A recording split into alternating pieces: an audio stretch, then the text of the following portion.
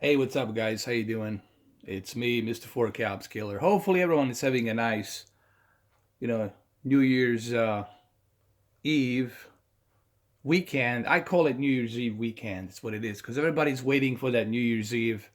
Everybody's preparing, resting, relaxing. No one's gonna be partying till Sunday.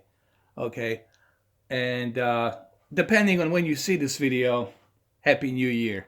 You might be seeing it tomorrow, but anyway, Happy New Year. Wishing you guys all the best in 2018. Let's hope that 2018 is better than 2017. 2017 was, in general, let's face it, it was a very shitty year. A lot of tragedies happened, a lot of people died. It was a very shitty year. But when we fall down, we climb back up and we make it better. Okay, so that out of the way, I hope and wish for the best in 2018. That's all I can do is hope. Okay, now let's move on to this. Okay, what you're looking at here is just me repeating A and B on Oppo UDP 203. This is the Batman Lego movie. Here's my Oppo UDP 203. I highly recommend you get the Oppo UDP 203 4K player. And I also recommend, if you have the money, if you have $1,200, if you have $1,200 to spare, buy yourself a combo Oppo UDP 203 4K player and Onkyo TX NR 777. I already pre-ordered it. They're kind of low in stock. I might be getting it in January, sometime in January. We'll see. Hopefully by January 10th, I'll have it because I directly order it from Onkyo, United States, North America. Oppo and Onkyo TXNR 777 is the best combo you can get for $1,200. You're really going to have the best home theater experience. Onkyo 777, TXNR 777 packs every feature you can think of inside of it. The only thing that doesn't have, it's 12 channels. It only has about 7 channels, 7.7 channels of total. Okay, which is fine. I think 8 channels. I'm sorry, 8 channels. I include, if you want to count subwoofers, but nobody counts the subwoofers, so it's only 7 channels. Okay, 7 channels are the rear ones. They are that little Dolby Atmos effect. It's like you only get one Dolby Atmos effect, which is the rear channel, the one on a rear high channels. Okay, but other than that, that receiver packs so many features inside of it. I will not talk about it now. I'm gonna save that when I do get that receiver. Then I'm gonna unbox it and I'm gonna go through all of that. Okay, this video, it's about what is the best calibration settings for your 4K UHD player movie that you're watching it on.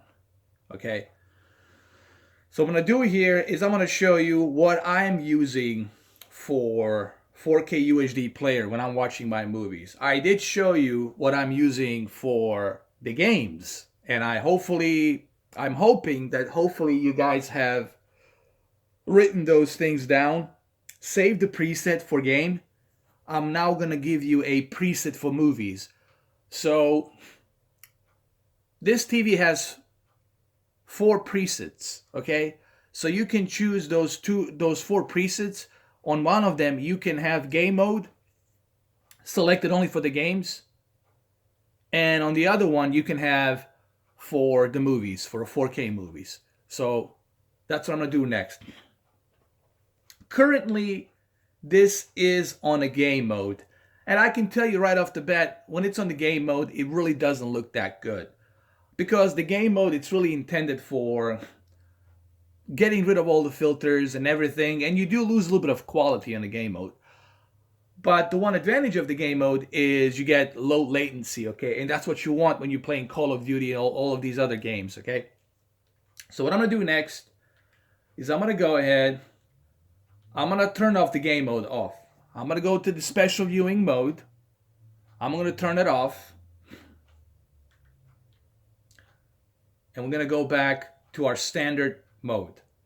Now, immediately you're going to notice that the motion flow has turned on. So the motion flow, it's running. I usually I'm not like a huge fan of the motion flow. So what I usually like to do is I like to turn off the auto motion plus. I'm not a really huge fan of that. If you want to, you can leave it on automatic, but I'm not like a huge fan of it. Okay, it's up to you.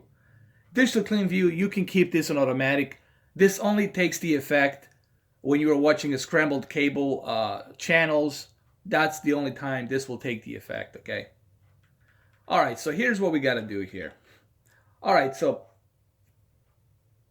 first thing first, the backlit has to be all the way high because we are watching an HDR 4K movie on a 4K Blu-ray. Brightness has to be at 50. Contrast has to be maximum. Okay? Now, sharpness is at 23, but you really don't need this sharpness this high because you have to remember you're already watching a movie that's on a very high resolution. So there's no reason for you to be moving that sharpness all the way high, like 23. For 4K movies, turn that sharpness all the way to 0, guys. Trust me. You want that sharpness to 0. So let's go back to this really quick. Remember, backlit and contrast has to be maximum. Brightness has to be 50. Sharpness at 0 because you already have high density of pixels. Because this is a 4K disc with a high bit rate with OPPO UDP203. So you need to turn that sharpness all the way to 0. Color, it's at 53, but honestly, you should move it at 50. This television already has a very good wide color gamut, and this is HDR encoded through this OPPO UDP203 on a 4K disc, so you really don't need to mess around with the color. Leave the color at 50. Okay, let's go back here. I'm going to leave it like this so you guys can write this down. You can pause this video if you like, and you can write these things down. Hopefully, you guys have paused the video by now or either rewind the video and write these things down. Remember, you have to turn the game mode off. Okay? Now, Auto Motion Plus, I really don't like this. I'm not a really huge fan of this, never was. It just makes the picture look blurry and like soap opera. The movies weren't intended to look like soap opera, okay? They were filmed in 24 FPS, 24p, as they like to call it. And they're not intended for 60 frames per... They're not intended to be super moving soap opera effects, okay? That's not what the director intended it to be. So you want to turn this off. This is something you can use if you're watching the sports. That's the only like reason you would use this. Turn it off. There you go. Smart LEDs, you want to keep them high because you want to get that peak brightness. Dynamic contrast is at high because again we want to get those deep dark levels and peak brightness from the high contrast. Color tone, I'm sorry, it's warm 1, but honestly for movies, I like to switch it to warm 2. For movies, this will give you that 2020 BT, you know. If you guys know what 2020 BT is, you can look it up on the Google. I don't have time right now to go through that technical aspect of it. But warm 2, it's definitely something I recommend for the movies. Okay? Gamma, a lot of people ask me about gamma. Look, gamma is something you could use if you're watching a very bad signal, like something that has a lot of brightness, it's decoded very poorly, then you can use that gamma, move it down a little bit, and brightness down a little bit so you can get a little bit better deep dark levels. But for this 4K presentation of a very high bit quality, you don't want to mess around with that. You want to leave that alone. Keep it at the default, which is at the 0. RGB only mode. This is something only professional calibrators use, so don't mess around with this unless you know what you're doing. And of course, color space. You want to make sure that your color space it's on a native, so you can take the full spectrum of colors, which is the full wide color gamut palette of colors. So hopefully you guys are writing these things down. Here, I'll pause it here too so you guys can write this stuff down. I'll leave it like this. Hopefully you paused it. Hopefully you wrote it down. Okay, let me go back up here. I'll leave it here as well. Hopefully you paused it and wrote it down. And then I'm going to move up here. I'm hoping you guys are pausing the video and writing this stuff down. If not, pause it right now. So this is what I prefer for the movies. And this is movies on HDR 4K during the daylight, you know.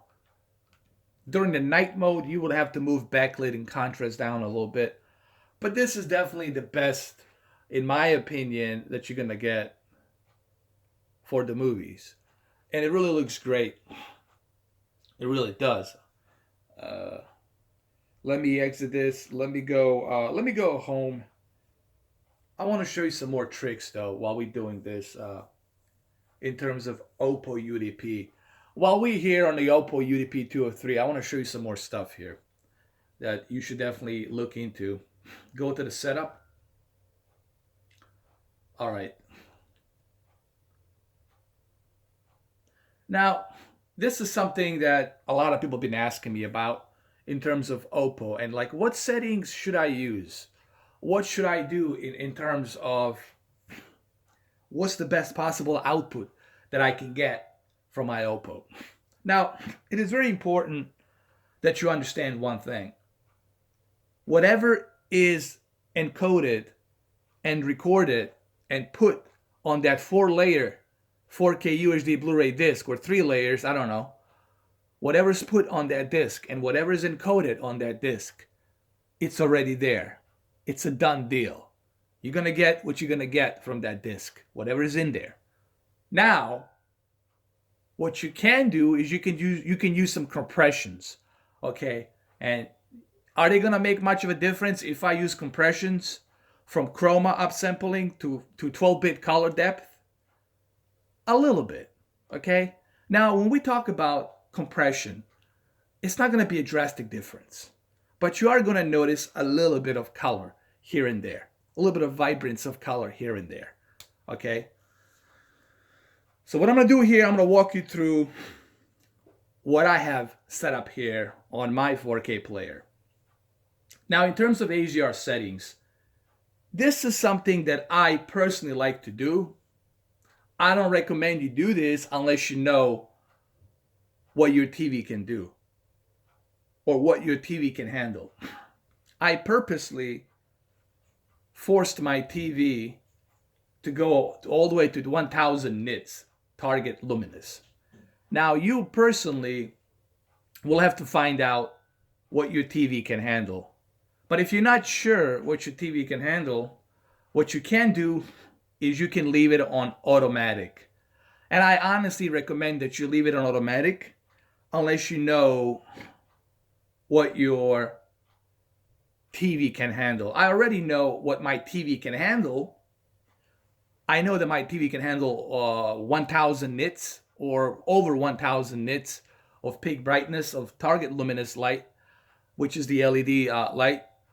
So I keep it forced at 1000 nits, meaning that this Oppo, it's forcing that encoded 4K movie to go and stay at the 1000 nits at all times. Can this cause some problems? Yes, it could cause some problems. But so far I haven't had any issues with my television and the 4K player because I'm using a very high-end AudioQuest HDMI gold-plated 2.0 cable, high-speed cable. So it's a short little cable. It's 4 feet. And it definitely, as you've seen on the Batman, Lego movie, hasn't been any issues. But for you personally, I recommend that you keep it on automatic. So that way, let the TV find out what your TV can handle.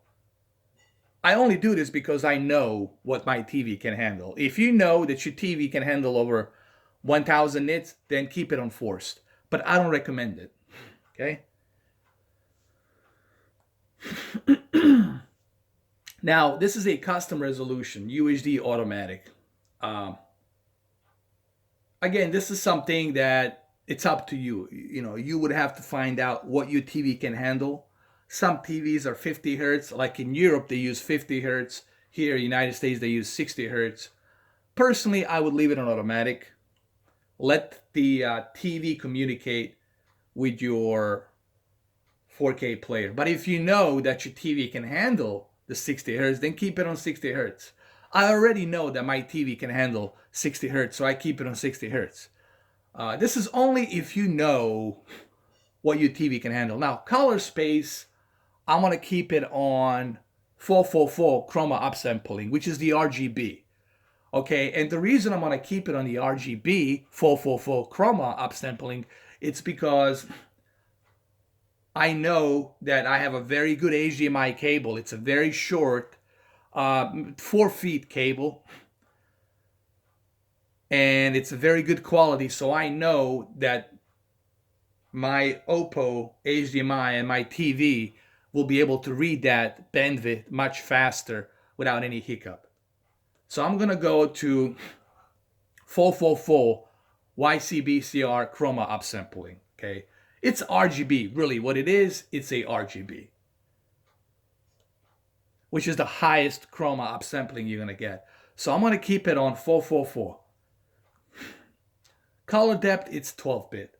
Again, this is a compression. I know that my TV, it's not a 12-bit. And I know that my TV cannot handle 12-bit. It's only a 10-bit. But what it does, it super samples, oversamples. I like to call it super samples. That format that's in 10-bit to 12-bit, and it gives it, excuse me, it gives it a little bit better color. Now, these are small nuances, guys. You won't be able to notice this, okay? You see how it goes in and out, in and out? That's because of the HDMI. HDMI is over communicating, okay?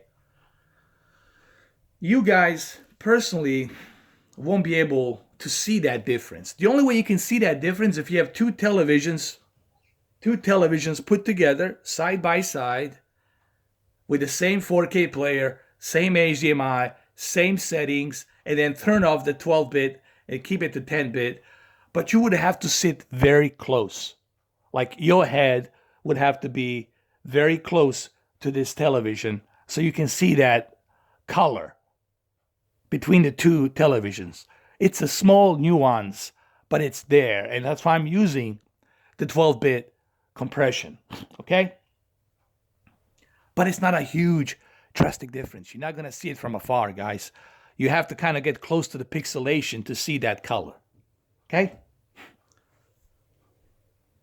So this is what I'm using, pretty much. I'm using these settings because I know my setup.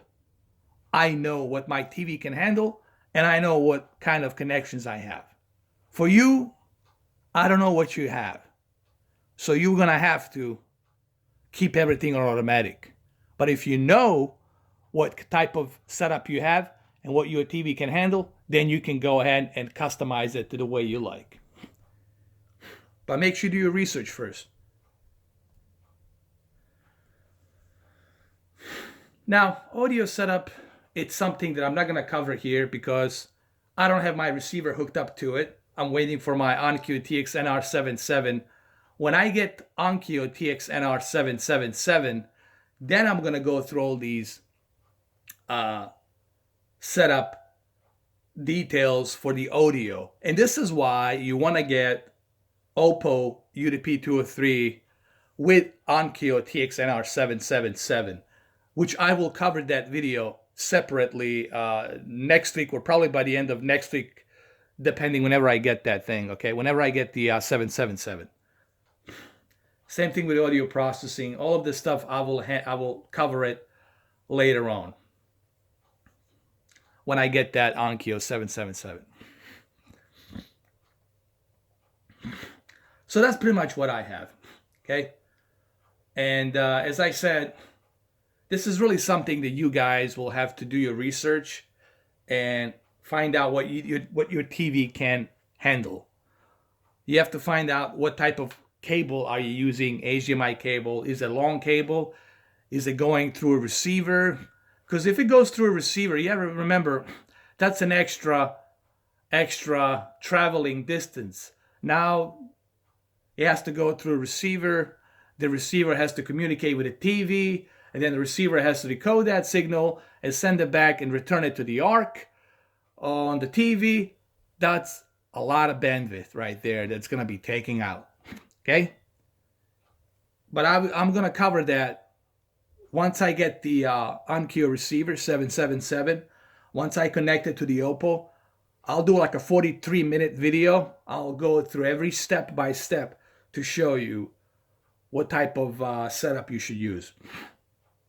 But for now, I hope you guys enjoyed this video. Hopefully it was informative. And like I said, I do these videos for you guys to help you out. Okay, I don't do this for me. I know what to do. I know what I gotta do here. I know my setup. I can do it blindfolded. I do this to help you guys out. So there you have it. Happy New Year. And I'll see you guys. I'll see you soon. Maybe next year. Guys, have a good one though. Take care.